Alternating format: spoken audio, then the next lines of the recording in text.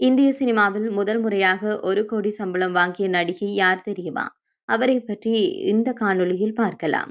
குழந்தை நட்சத்திரமாக தமிழ் சினிமாவில் தன்னுடைய பயணத்தை துவங்கிய இவர் பாலிவுட், டொலிவுட், மொலிவுட் என இந்திய திரையுலகில் கொடிகட்டி பறந்தார். அமிதாப் பச்சன், ரஜினிகாந்த், கமல்ஹாசன், சிரஞ்சீவி என முன்னணி நட்சத்திரங்களுடன் இணைந்து பல சூப்பர் ஹிட் திரைப்படங்களை கொடுத்தவர். 80s, 90s காலகட்டத்தில் முன்னணி நடிகர்கள் கூட 1 கோடி சம்பளம் வாங்கியது இல்லை. இவ்வளவு பெரிய தொகையை சம்பளமாக பெறுவது என்பது அன்றைய காலகட்டத்தில் மாபெரும் விடயம்.